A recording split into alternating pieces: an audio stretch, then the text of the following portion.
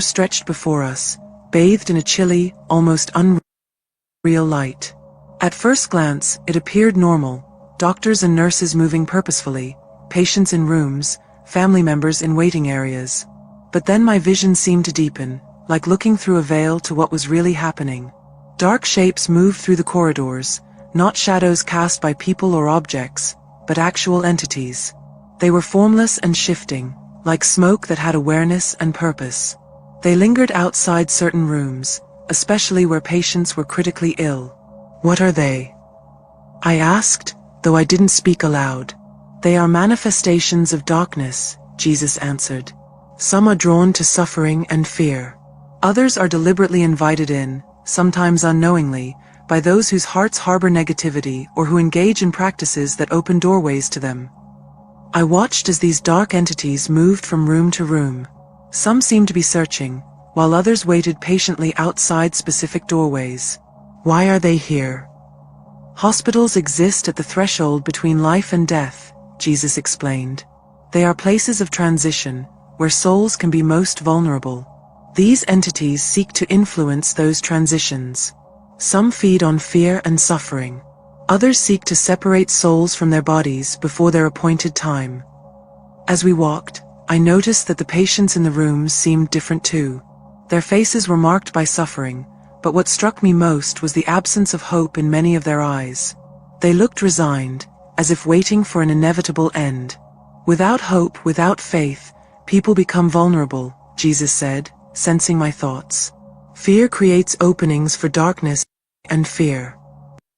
那个屏幕的字可以放大的，你们用手指把它两个大拇指和食指把它放开一下，然后看这个字就比较大。试一下。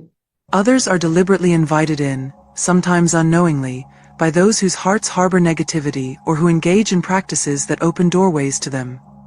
I watched as these dark entities moved from room to room. Some seemed to be searching, while others waited patiently outside specific doorways. "Why are they here?"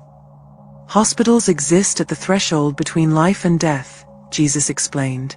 "They are places of transition, where souls can be most vulnerable. These entities seek to influence those transitions. Some feed on fear and suffering. Others seek to separate souls from their bodies before their appointed time." As we walked, I noticed that the patients in the rooms seemed different too. Their faces were marked by suffering, but what struck me most was the absence of hope in many of their eyes. They looked resigned, as if waiting for an inevitable end. "Without hope, without faith, people become vulnerable," Jesus said, sensing my thoughts. "Fear creates openings for darkness to enter." Then Jesus guided me to a room where an elderly woman lay connected to various machines. Her daughter sat beside her, holding her hand.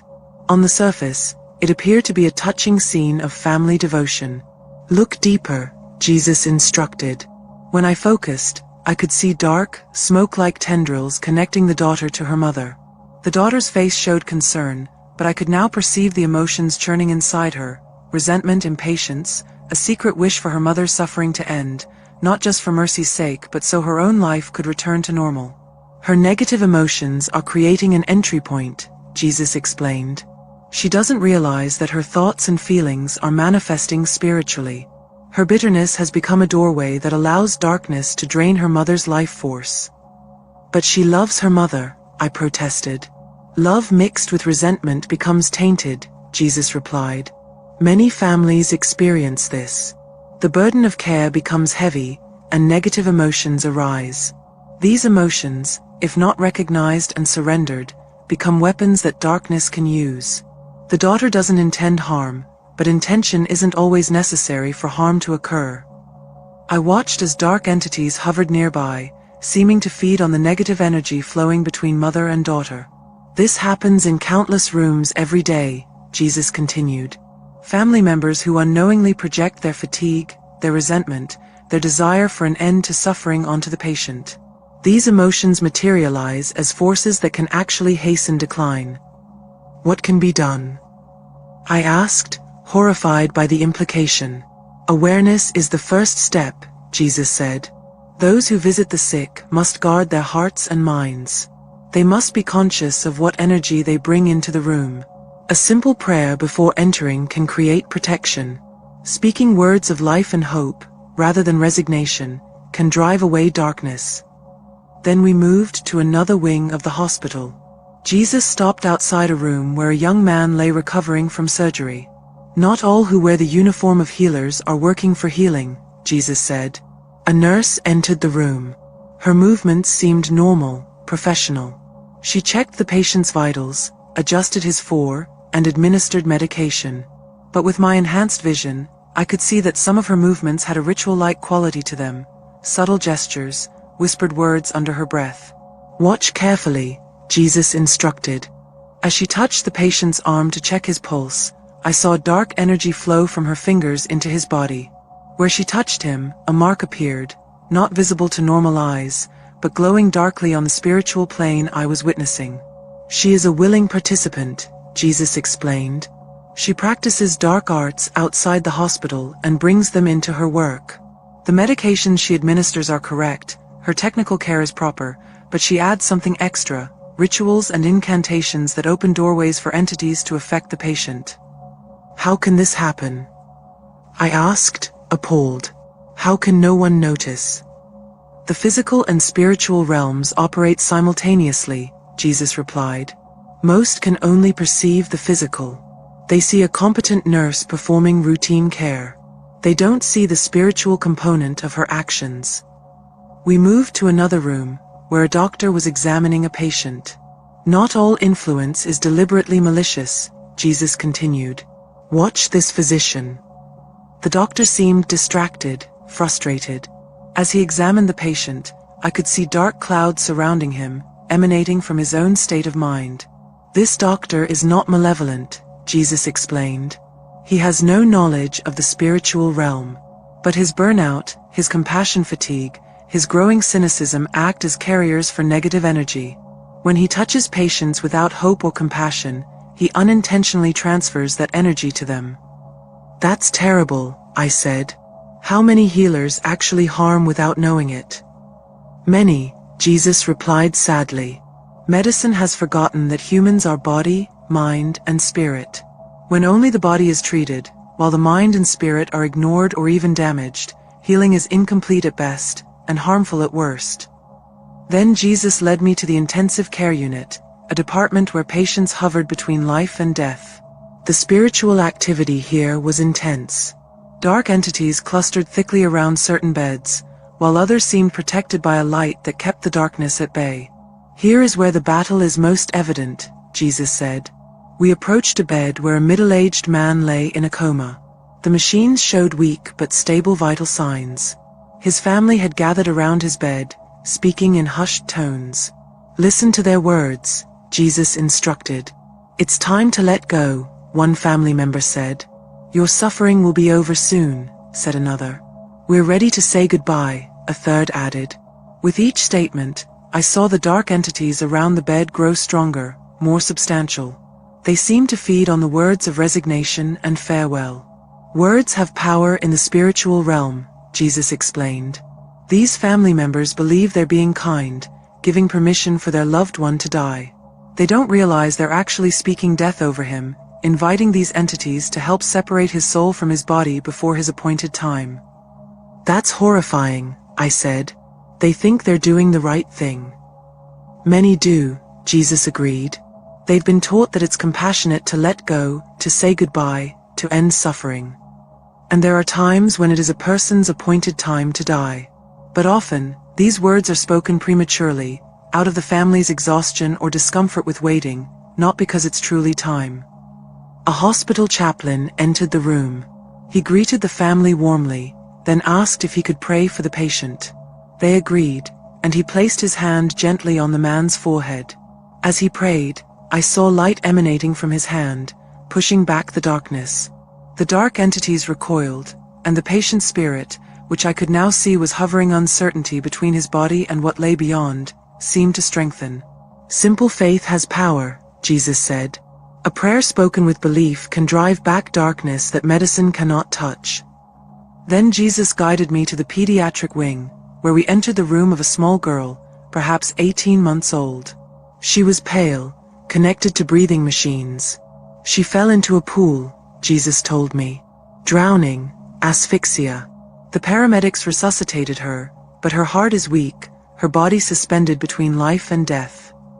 An elderly woman sat beside the bed, the child's grandmother. She held the little girl's wrist tightly in one hand. A yellow cloth was draped across the child's chest, and the grandmother was muttering words I couldn't quite hear. What is she doing? She believes she's helping, Jesus explained. She's mixing truth with falsehood, faith with superstition. She thinks she's driving out evil, but she's actually opening doors to it. I looked closer and saw dark energy swirling from the grandmother's hands into the child. Where she gripped the girl's wrist, a mark was forming, not a physical bruise, but a spiritual brand.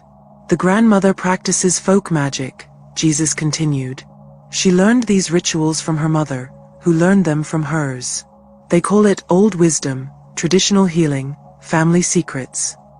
They don't understand they're channeling darkness rather than light. As we watched, a nurse entered the room. She paused, looking troubled, then asked the grandmother to step outside while she checked the child's vital signs. The grandmother reluctantly complied. Once alone with the girl, the nurse gently removed the yellow cloth. She frowned at the mark on the child's wrist, which had begun to manifest physically as a slight discoloration. The nurse placed her hand on the child's forehead and whispered a simple prayer. "Father, protect this child," she said softly. Light spread from her hand, and I saw the dark mark on the child's wrist begin to fade. "Not all can see what you're seeing now," Jesus told me, "but many can sense when something is wrong. They feel the heaviness, the oppression. Those whose hearts are open to my spirit often intervene without fully understanding what they're fighting." When the grandmother returned, she immediately noticed the missing cloth. Her face darkened. "Where is it?" she demanded. "She needs it for protection." "I'm sorry," the nurse replied calmly. "Outside items aren't permitted in this unit due to infection control protocols." I could see the grandmother's anger manifesting as dark swirls of energy around her. "You don't understand," she insisted. "Without it, she's vulnerable." "She's receiving the best medical care," the nurse assured her. "The doctors are hopeful." The grandmother leaned in close to the nurse, her voice dropping to a threatening whisper. "Evil doesn't vanish just because you wish it away." The nurse maintained her composure, but I could see she recognized the darkness in the grandmother's words. She called for the head nurse, who arrived quickly and assessed the situation. "I understand your concern for your granddaughter," the head nurse said firmly but kindly. "But I need to ask you to step out for a while. Only parents are permitted at this time." The grandmother's face contorted with anger, but she complied, walking slowly from the room as if reluctant to leave her work unfinished. "The spiritual battle for this child isn't over," Jesus told me, "but light is prevailing." Then Jesus took me to another floor of the hospital, where we entered a room occupied by a woman in her late 30s. According to the chart at the foot of her bed, her name was Stacy Thompson. She was admitted with unexplained neurological symptoms, Jesus explained. Seizures, paralysis, periods of unresponsiveness. The tests show nothing physically wrong. Stacy lay still, her eyes closed, her breathing shallow. A doctor entered, followed by 2 nurses. "Watch carefully," Jesus instructed. "Not everything that appears medical is truly medicinal." The doctor spoke to the nurses about a new protocol they would try. His words sounded technical medical, but as I watched him prepare, I noticed his movements had that same ritualistic quality I'd seen before. He placed his stethoscope on specific points of Stacy's body, not the standard locations for heart and lung sounds, but points that seemed to form a pattern. As he touched each point, he murmured words that sounded Latin-based but weren't standard medical terminology. "He's performing a ritual disguised as medicine," Jesus explained. "He uses medical instruments as tools for channeling darkness." The nurses don't recognize what's happening. They see only a doctor trying an unconventional approach for a difficult case. Dark energy flowed from the doctor's hands into Stacy's body with each touch. I could see her spirit growing dimmer, as if being suppressed. "She is not meant to die yet," Jesus said. "But darkness is trying to claim her. Remember her, you will meet her again," The doctor completed his examination and left orders for the nurses to follow, specific times to administer medications, particular positions in which to place the patient, certain phrases to say while providing care. All of it seemed medical on the surface, but carried dark intentions beneath. This happens more than anyone realizes, Jesus told me. Not with most medical professionals. The vast majority are genuinely committed to healing. But those who practice darkness seek positions that give them access to the vulnerable. A hospital is an ideal place for such work. We continued our journey through the hospital, and Jesus showed me something else to watch for, objects that served as anchors for negative energy. In one room, a small stone tucked under a mattress. In another, a paper with strange symbols folded and hidden in a pillowcase. In a third, a seemingly innocent figurine placed on a windowsill by a visitor. These objects serve as entry points and anchors, Jesus explained. They're placed deliberately to allow continuous access for entities that would otherwise be driven away by prayer or positive energy. I noticed that in rooms with these objects, patients seemed to decline despite receiving appropriate medical care. They developed infections that wouldn't resolve, experienced pain that couldn't be controlled, or simply failed to improve without explanation. Those who work in healthcare should be vigilant, Jesus said. Unusual objects, unexpected gifts, items that appear mysteriously, these should be removed.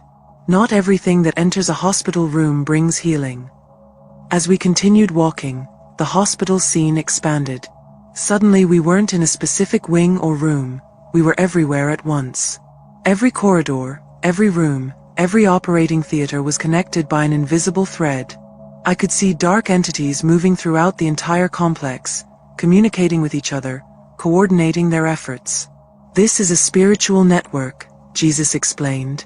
Just as hospitals have systems that connect all parts, electronic records, communication devices, pneumatic tubes, so too does darkness have its connections. I watched as entities moved from one critically ill patient to another, concentrating their efforts where they sensed vulnerability. Some patients were surrounded by so much darkness that their life force seemed to be draining away visibly. Others had a protective light around them that kept the entities at bay. What determines who is protected? 是不是有人在用英文把那个华文遮住了？请你把它关上。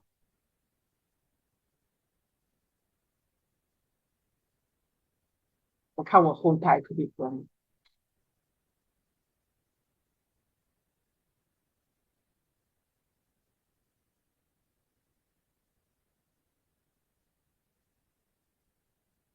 OK， 不要开了啊，因为你开的是那个英文，把那个中。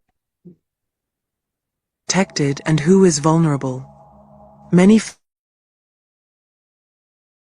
the strongest protection, not just the patient's faith, but the faith of those around them. Prayer creates shields that darkness cannot penetrate. Love, genuine, selfless love, generates light that repels these entities. He showed me a patient who, despite serious illness, was surrounded by a protective radiance. This woman has people praying for her continuously, Jesus explained. They may not see the battle, but their prayers are creating a barrier that darkness cannot cross. In contrast, he showed me another patient whose room was filled with family members who argued constantly, blamed each other for the patient's condition, and brought their negativity into the healing space. Dark entities clustered thickly in the room, feeding on the discord. Hospitals should be places of healing for body, mind, and spirit, Jesus said. Instead, they've become battlegrounds where darkness seeks to exploit vulnerability. Most medical professionals focus exclusively on the physical, leaving patients unprotected on other levels. Jesus showed me how to recognize those who knowingly or unknowingly worked for darkness in medical settings. Some signs are subtle, he explained. Watch for those who always seem to be present when patients take unexpected turns for the worse. Those who prefer to work alone with vulnerable patients. Those who use unusual phrases or perform small rituals disguised as routine care.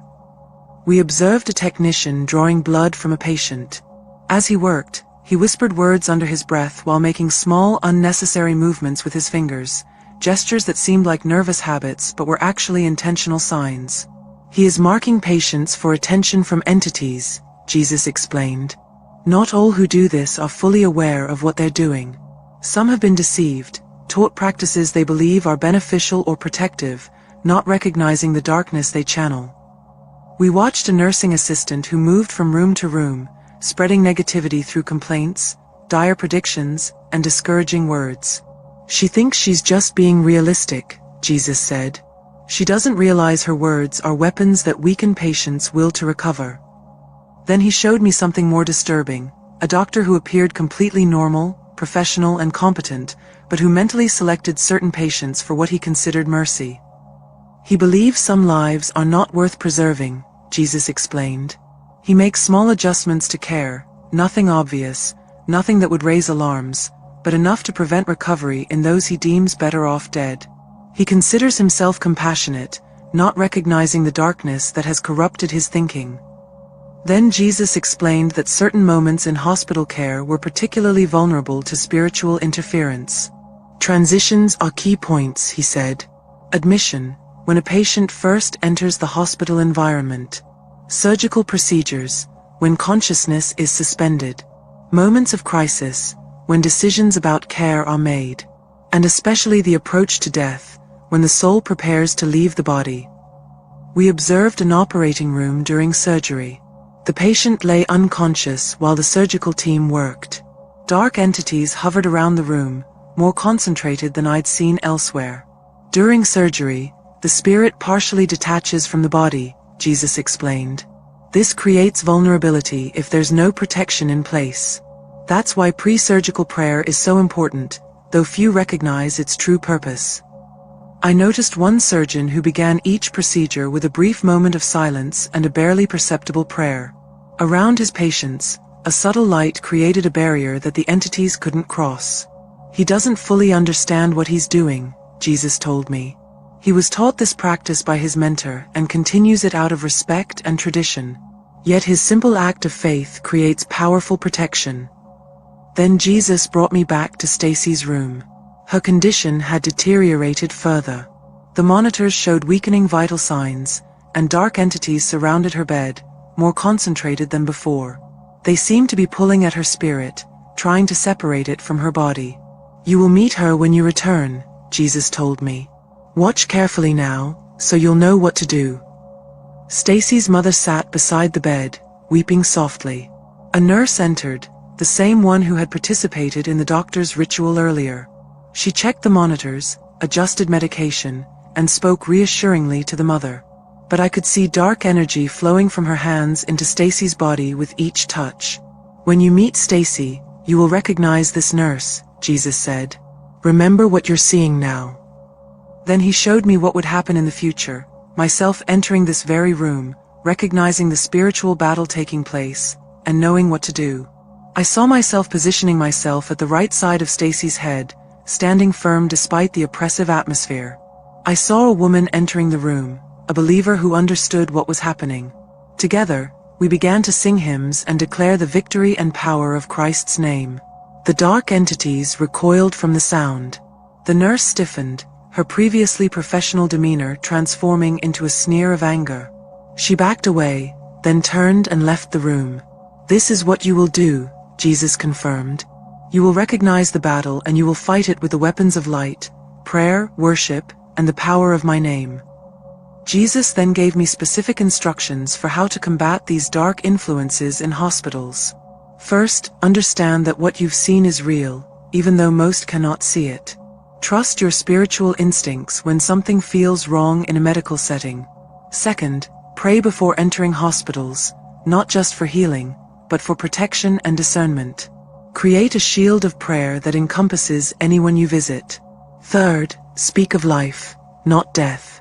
Even when medical prognosis is poor, speak of hope, healing, and God's power. Your words create an atmosphere where either light or darkness can thrive. Fourth, be alert to unusual objects, marks, or rituals in hospital rooms. Question things that don't seem right. Remove objects that appear mysteriously or that give you a sense of unease. Fifth, watch for those who bring heaviness with them, visitors or staff whose presence seems to drain rather than strengthen the sick. Limit their access when possible. Sixth, Remember that kindness, compassion, and genuine love are powerful weapons. Dark entities cannot remain where these flourish. 7th, use the authority of my name. When you sense darkness, command it to leave in the name of Jesus Christ. This authority has been given to all believers, though few exercise it. 8th, recognize that not all who channel darkness do so knowingly. Some have been deceived, taught practices they believe are beneficial. Pray for them to recognize the truth.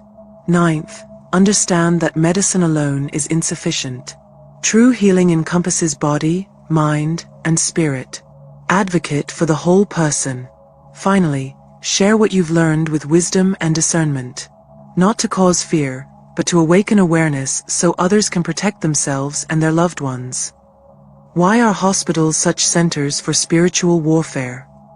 Hospitals exist at the intersection of life and death, suffering and healing, hope and despair, Jesus explained.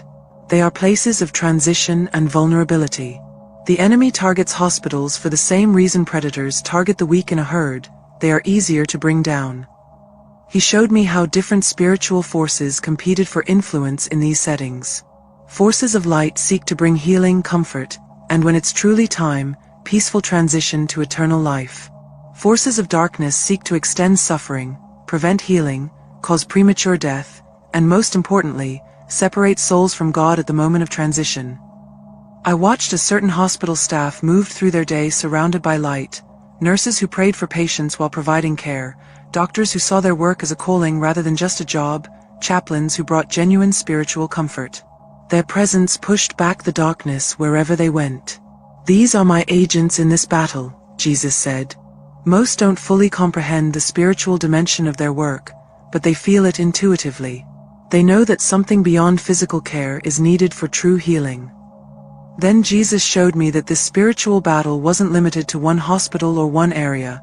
It was happening in medical facilities worldwide.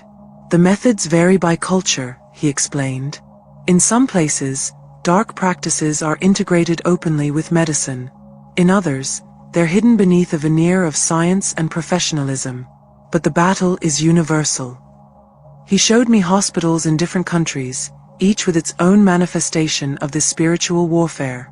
In some cultures, certain medical practices incorporated rituals that actually invited dark entities.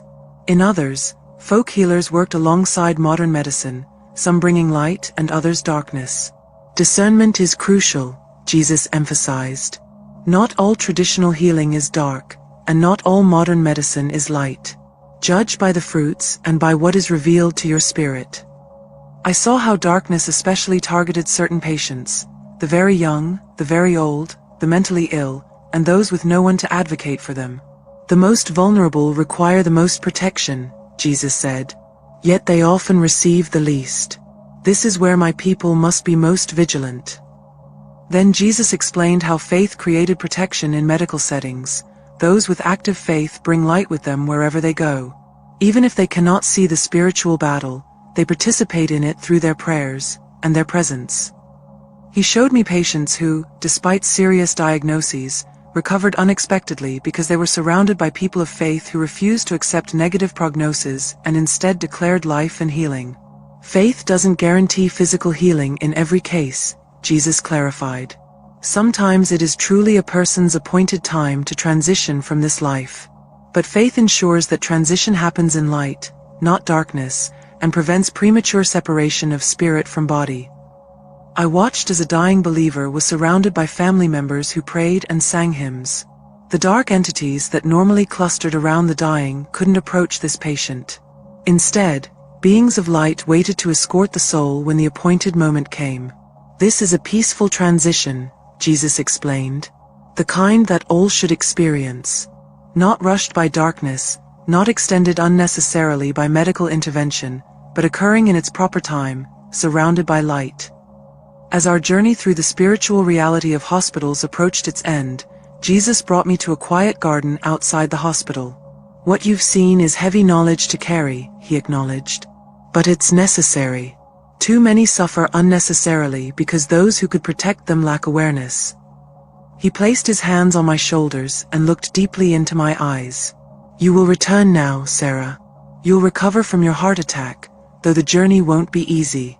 You'll remember what you've seen, not all at once, but as you need it. When you encounter situations like those I've shown you, recognition will come, and with it, the knowledge of what to do. Will people believe me if I tell them? I asked. Some will, Jesus replied. Others won't be ready to hear. Share with wisdom and discernment. Not to cause fear, but to awaken awareness so my people can protect themselves and their loved ones. He showed me glimpses of my future, conversations with colleagues who would listen, patients I would help protect, families I would guide in speaking life rather than death over their loved ones. This is your new purpose, Jesus said. You'll continue your work in respiratory therapy, but with new eyes and new understanding. You'll be my witness in a place where few recognize the battle that rages around them. Then he embraced me, and in that embrace, I felt love beyond anything I'd ever experienced. Perfect love that cast out all fear, despite the darkness I'd witnessed. Remember, he said as the scene began to fade, darkness cannot stand against light. Evil cannot prevail where my name is proclaimed. Death has no power over those who place their trust in me. With those words echoing in my consciousness, I felt myself being pulled back, rushing toward my body. There was a moment of resistance, then pain, intense, crushing chest pain that reminded me immediately of my physical condition. Then suddenly I awoke in the ICU. Every detail of my near-death experience was vivid, a miraculous encounter that shattered my old understanding of life and death. I soon learned that my return was not a twist of fate but a purposeful gift, a call to share hope and healing with others. I discovered that the battles fought in the unseen, an even greater power, the unyielding light of God's love. In the days that followed, I began to embrace this newfound purpose.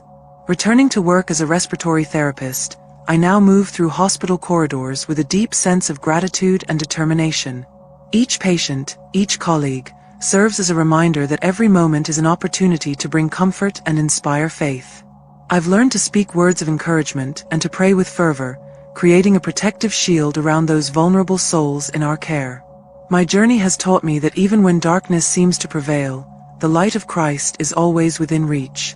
No matter how heavy the burdens or how deep the despair, hope remains. Let my testimony remind you that every day is a new beginning, a chance. 好，大家看完这个视频30多分钟，你们有学到东西。